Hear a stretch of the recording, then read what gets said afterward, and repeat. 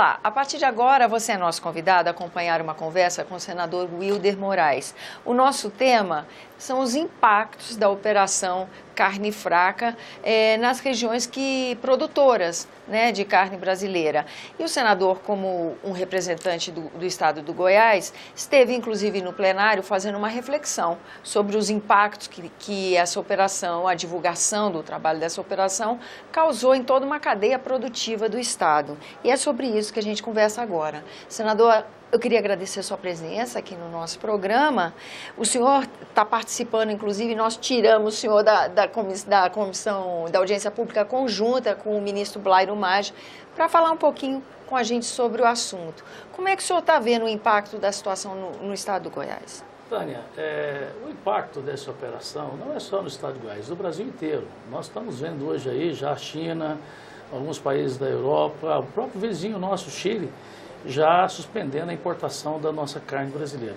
Então é muito preocupante para o Brasil e preocupa muito o estado de Goiás. Nosso estado de Goiás, a economia que, vamos dizer, que comanda hoje o Brasil, e não é diferente do nosso estado, é a economia do agronegócio. E Goiás é muito forte no agronegócio. E preocupa muito os pequenos produtores, os médios, os grandes produtores, que não tem nada a ver com até as empresas de processamento.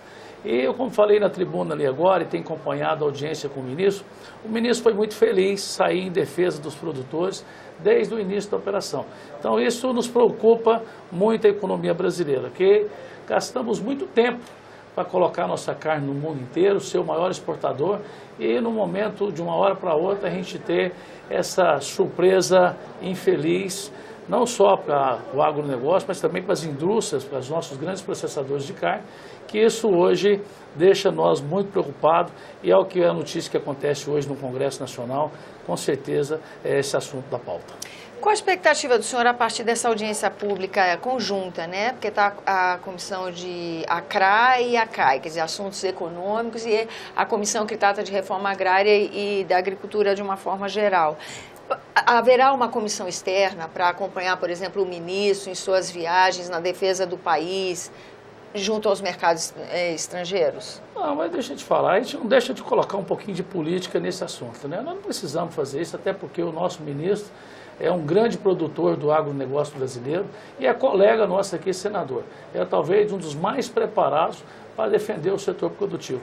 Então eu acho que a gente tem que ter muito cuidado. Esse tema, de repente, um dos grandes erros foi a comunicação dele. Se não tivesse todo esse, vamos dizer assim, essa potencialidade que deu nessa comunicação, talvez os impactos seriam muito menores. Então eu acho que hoje eu participei um pouco da audiência pública, vou voltar para lá, mas ele conhece bem do assunto e é um caso isolado de alguns fiscais que estavam fazendo, na verdade, era um processo nem das indústrias, sim de corrupção. E eu defendo sim que seja investigada a corrupção, defendo a Polícia Federal, mas defendo também que a gente tenha cuidado na hora de fazer qualquer tipo de comunicação, que o estrago disso com certeza será muito grande para o país. Será que, como é uma questão pontual, talvez pela inconsistência da preocupação, da amplitude da questão, talvez ajude a reverter rápido? A sua expectativa é que possa ser revertido? Perderemos mercados ou não? Como é que o senhor vê a assunto? Olha, o ministro está trabalhando muito para que isso, a gente consiga recuperar isso muito rápido. Porque, na verdade, foi uma coisa pontual, isso representa menos de 1% da produção de carne do Brasil e não seria justo colocar todo mundo na mesma vala. Então, as investigações têm que acontecer, tem que punir os culpados, mas não podemos colocar todo mundo na mesma linha e dizer que a carne brasileira não é de excelente qualidade, que isso não é verdade. Agora a gente vê a repercussão do tema na imprensa, junto à imprensa que acompanha a política. Alguns questionamentos começam a aparecer, do tipo, é certo uma indicação política para um cargo técnico? Esse é um assunto que tá vindo à baila a partir das questões levantadas pela Operação Carne Fraca. Essa é uma questão que se põe. Uma vez que há uma indicação política para a ocupação de um cargo técnico, como são cargos do Ministério da Agricultura, eminentemente técnicos, de avaliar a qualidade e a produção de alimentos no país, o senhor acha que isso vai reverberar aqui na casa? Esse tipo de questionamento vai chegar até aqui? Vai gerar alguma lei, algum critério para indicações em ministérios? Com certeza nós vamos ter esse debate aqui. Mas isso não acontece só lá no Ministério da Agricultura, não. também outros órgãos do governo, todos são indicados e todos passam aqui pela parte da política. Então nós temos que ter uma boa escolha, cada vez mais avaliar mais as pessoas que estão entrando para prestar serviço para o nosso Estado. Então esse debate vai acontecer, mas eu acho que essa é uma segunda linha, porque independente desse caso da agricultura, todos os outros ministérios foram eminentemente indicados por políticos. Então a escolha desses profissionais, principalmente dos políticos, tem que ter muito cuidado, saber da sua capacidade, estudar bem o seu histórico, para que possamos ter pessoas de bem para ajudar o nosso Brasil em cada ministério, não só o da agricultura. Senador, ontem também no plenário da Casa a gente já viu o início de uma discussão sobre acelerar a tramitação do projeto de abuso de autoridade, uma vez que essa maneira como foi conduzida a divulgação do trabalho da Polícia Federal pode ser um exemplo de como esse abuso de autoridade pode ser nocivo ao país, ao cidadão, à sociedade, até mesmo à economia, como a gente vê nesse caso agora. O senhor acha também que a tramitação desse projeto de alguma forma vai se acelerar? Essa ideia prospera aqui na Casa? Olha, hoje a gente vive uma crise política muito grande. Então, como existe uma crise política, muitos políticos envolvidos em várias denúncias, tanto é da denúncia Lava Jato, isso na verdade perde um pouco a força, mas eu acho que todos esses debates têm que ser discutidos. Quando fala do fórum privilegiado, quando fala do abuso de autoridade, eu acho que é hora do Brasil limpar tudo isso. Tira-se o fórum privilegiado, também vota a questão do abuso de autoridade, onde todas as pessoas têm que ter responsabilidade com o país. Quem quer fazer o bem não precisa ter medo de nada.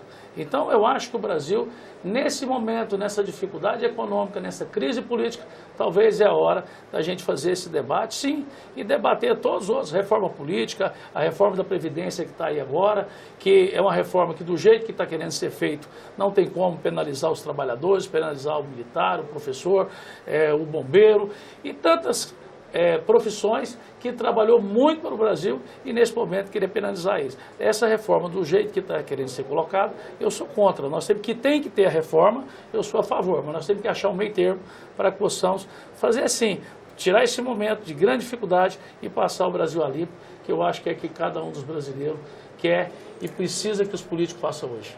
Falando em reforma da Previdência, foi finalmente aceita e instalada a CPI que investiga a necessidade, o rombo, o desvio de dinheiro da Previdência, em decorrência dessa investigação, a necessidade ou não de uma reforma previdenciária. O senhor assinou esse requerimento? O senhor apoiou essa ideia? Não, eu não assinei, até porque quando eu estava pegando a assinatura, eu estava aqui, mas eu sou a favor. Eu não tenho nada contra fazer investigação, até é importante porque a Previdência hoje, a gente só fala que tem rombo. Mas qual é o rombo? Então eu quero parabenizar o senador Paim pela iniciativa e dizer que não tem senador aqui que não assinou não, acho que a maioria assinaram. Foram 61 assinaturas. 61, quem não assinou é quem não estava na hora, se tivesse eu tinha assinado também. Eu acho que esse debate vai ser importante para a gente saber como que foi aplicado o dinheiro da Previdência, como que está sendo aplicado hoje o FGTS, que critério que o governo tem sobre esse recurso dos trabalhadores. Então acho que esse debate, e como outros, vão surgir aqui na Casa, e aí cabe a nós, senadores, cabe a nós, os deputados, discutir esse assunto que é tão importante para a sociedade brasileira. Senador, muito grata pela sua presença aqui no nosso programa. Eu agradeço também a você que nos acompanha, lembrando que esse é o programa Argumento e que você é nosso convidado a fazer sugestões e críticas ao trabalho da TV Senado pelo 0800 61 2211, que é uma ligação gratuita. Lembro também que há a possibilidade de você rever esse e outros dos nossos programas usando o endereço eletrônico senado.leg.br/TV. Até a próxima!